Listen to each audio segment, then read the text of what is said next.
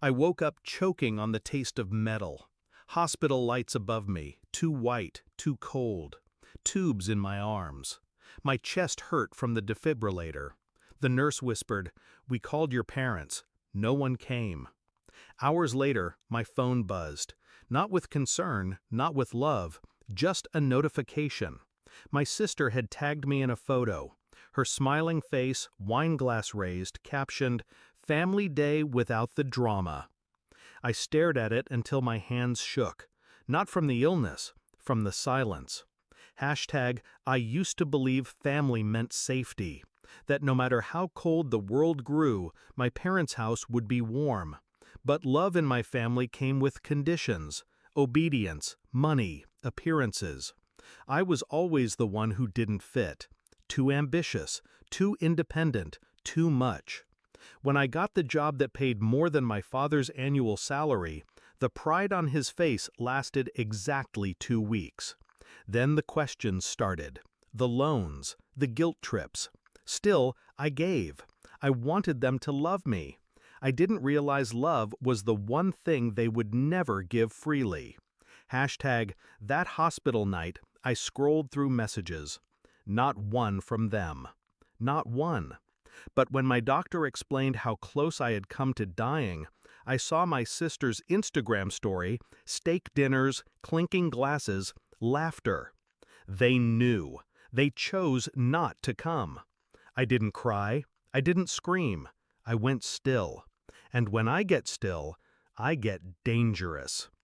Hashtag, 2 days later, still weak, still with wires taped to my skin, my phone vibrated like a wasp in my hand. 65 missed calls. One text from my father. "We need you. Answer immediately." Of course. They didn't come when I was dying, but they came when they were desperate. That was my proof. My permission. I didn't answer.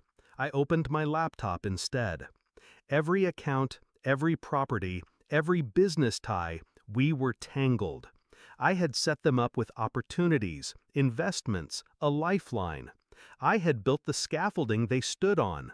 And like any architect, I knew exactly where to pull the pin. First, I froze access to the joint trust. A single keystroke, and my parents' emergency fund was dust. Next, I called the bank. Revoked their authority on every line connected to me. The manager hesitated until I sent the legal papers proving it was all under my name. By nightfall, the cards in their wallets were nothing but plastic. The calls kept coming, desperation growing. I didn't pick up.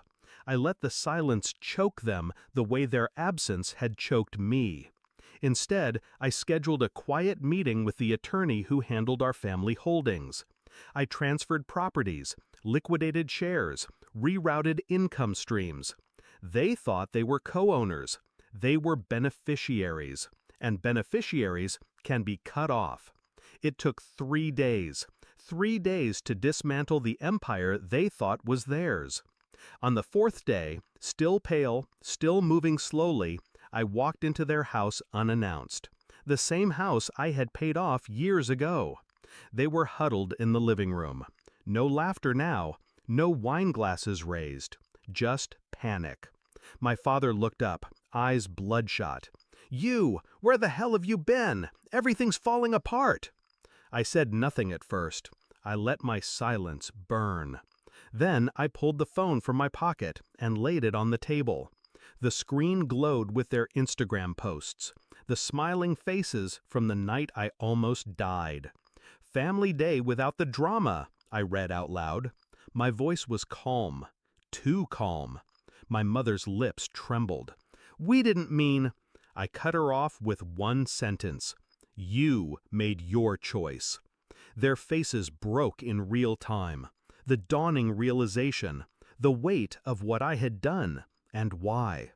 I left without another word. No yelling, no theatrics. Just the click of the door behind me. That night, back in my apartment, I pulled the hospital wires from my skin and stared at my reflection. Weak body, steady eyes. For years, I thought I was the broken one.